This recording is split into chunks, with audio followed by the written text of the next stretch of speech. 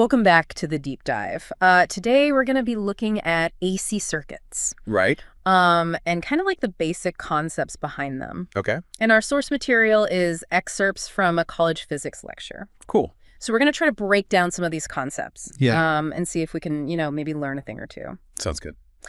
So to get started, like one of the first things I remember about AC electricity is that it's constantly like changing directions. Right. How does that differ from DC electricity? So if you think about DC electricity, Okay. think of it as like a one-way street, Okay. a constant flow of electrons in one direction. Gotcha. Whereas AC, it's more like a two-way street. Okay. The electrons are constantly changing directions, oscillating back and forth. Okay. Interesting. And so this back and forth movement is represented by a sine wave, Okay.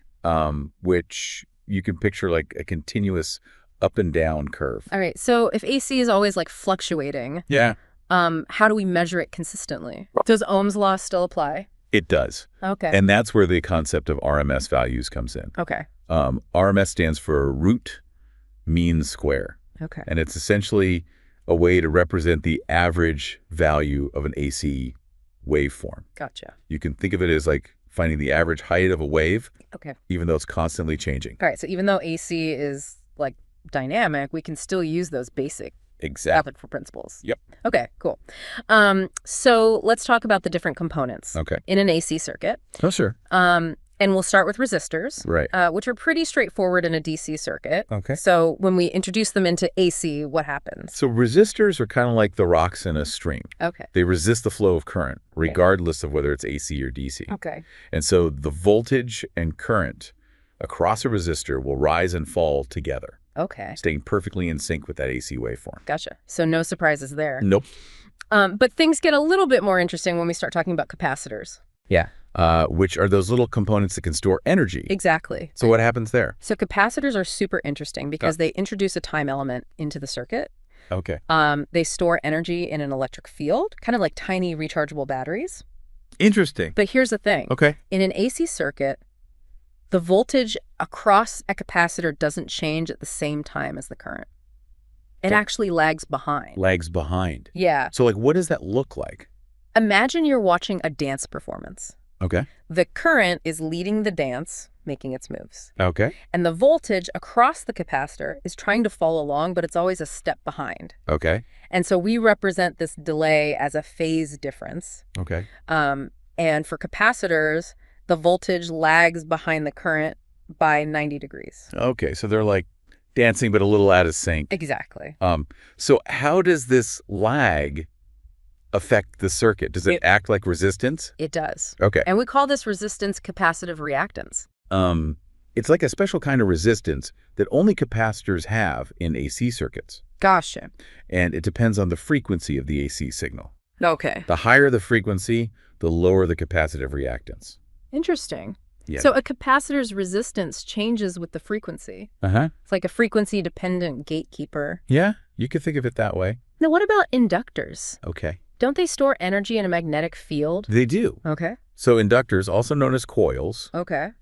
they store energy in a magnetic field Okay. that is created by the current flowing through them. Gotcha. And just like capacitors. Yeah. They also introduce a kind of resistance in AC circuits. Okay.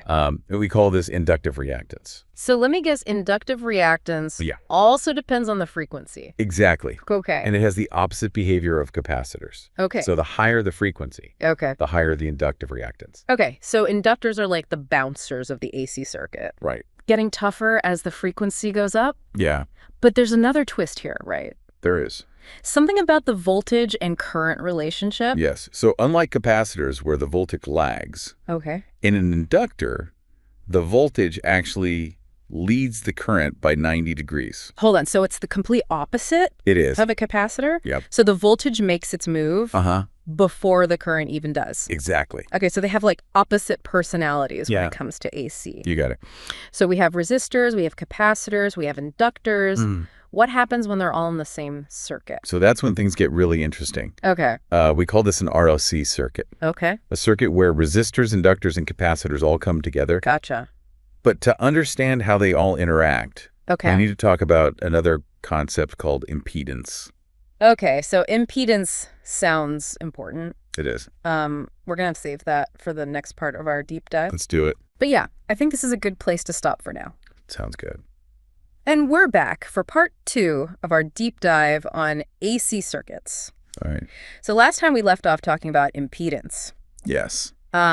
And it sounded pretty important. It is. So can you kind of break it down for us a little bit? Sure. So impedance is represented by the letter Z, Okay. and it's the total opposition to current flow in an AC circuit. Okay. So it's kind of like a combination of all the obstacles Okay. that the current faces as it tries to make its way through the circuit. So it's not just the resistors we have to consider. It's not just resistors, no. Okay. It also takes into account Okay. the capacitive reactance from capacitors Uh-huh. and the inductive reactance from inductors. So all of those things are factored into the overall impedance? Exactly. They all contribute. Okay, so like a grand sum Yeah. of all the pushback that the current faces in an AC circuit. That's a good way to put it. So do we just add them all up Well, to get the impedance? it's not quite as simple as just adding them up. Okay. Because remember how we talked about capacitors and inductors having those opposite personalities Yes. when it comes to AC? Right. Well, their reactances can actually cancel each other out Great. to some degree, Why? depending on the frequency. So having both capacitors and inductors in a circuit can actually Yeah. make it easier for the current to flow. That's right. And that brings us to another important concept Okay. called resonance. Resonance. Okay. So resonance is a phenomenon Okay. where the inductive reactance Uh-huh. and the capacitive reactance, Okay. they perfectly balance each other out Wow. at a specific frequency. Okay. And we call that the resonant frequency. Resonant frequency. Okay. Yeah. Resonance, that sounds kind of familiar. Yeah. Is this like when an opera singer hits that right note That's and up- shatters a glass? It's the same concept. Wow, that's so cool. So at the resonance frequency, the circuit is kind of vibrating at its natural frequency. Gotcha. And there's the least amount of opposition to current flow. So it's like the sweet spot You got it. where everything's just flowing. Exactly. Okay, so at resonance, Mhm. the impedance is at its lowest Right. and the current can just flow freely. It's like pushing a swing. Okay. If you push it at just the right rhythm Yeah. with the swing's natural frequency, Okay. you're going to get the biggest swing Gotcha. with the least amount of effort. Okay, that makes sense. Yeah. But why is resonance so important? So Like in the real world. it's not just a cool phenomenon. Okay. It actually has tons of practical applications. Like what?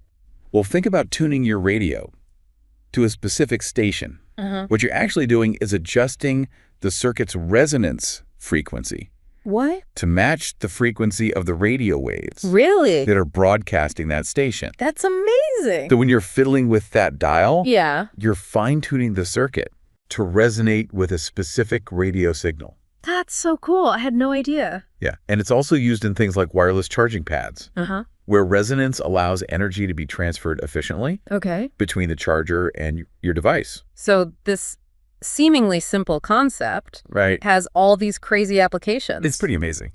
Wow. Okay, so we've talked about the components. Mhm. We've talked about impedance. Yep. We've talked about resonance. Mm-hmm.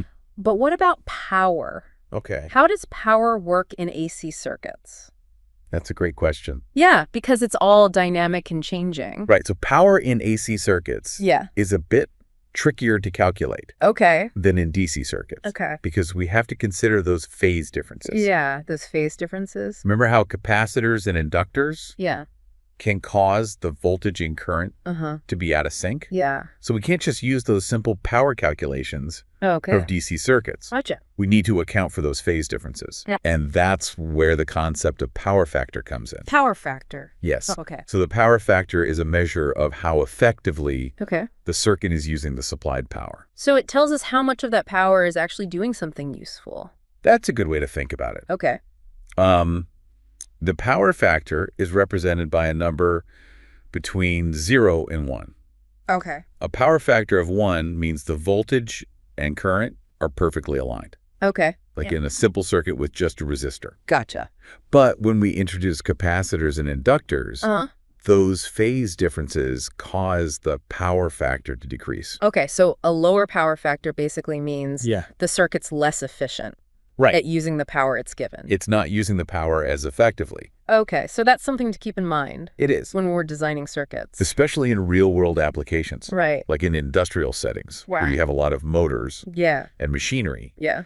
A low power factor can lead to wasted energy Yeah. and higher electricity bills. So power factor is definitely something to pay attention to. For sure. Okay, so we've covered a lot of ground here. We have. Maybe we should do like a quick recap Yeah, that's a good idea. just to make sure we're all on the same page. Let's do it. So we started by talking about the difference between AC and DC Right. and how AC is always fluctuating. Mm-hmm. So we have to think about RMS values Yep. to represent its average behavior. Exactly. Then we explored resistors, Mhm. capacitors, Yeah. and inductors, and how they each contribute to the overall impedance Right. of the circuit. And their different personalities Yeah, those personalities. when it comes to AC. Right.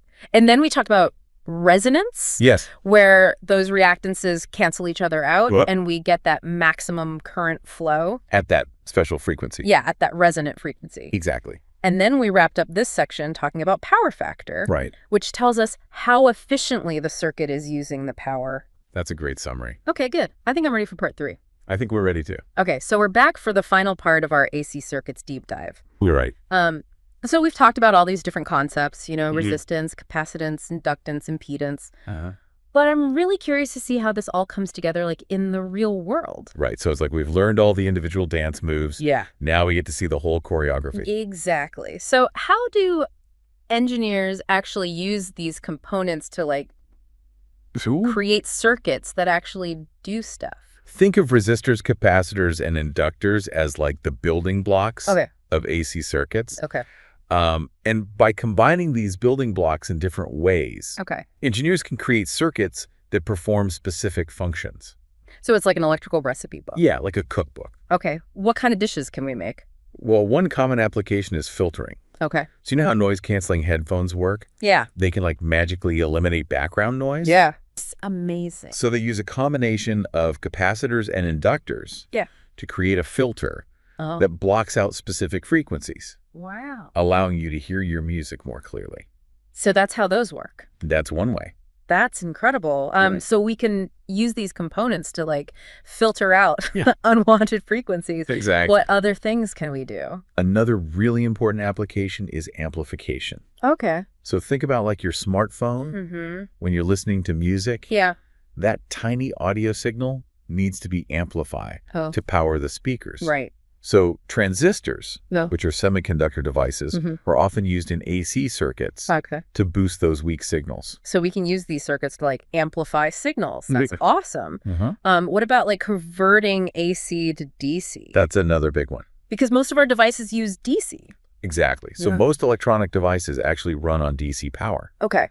But the power that comes out of our wall outlets is AC, right? So we need a way to transform that AC power Okay. into DC power. So how do we do that? So for that, we use diodes, Okay.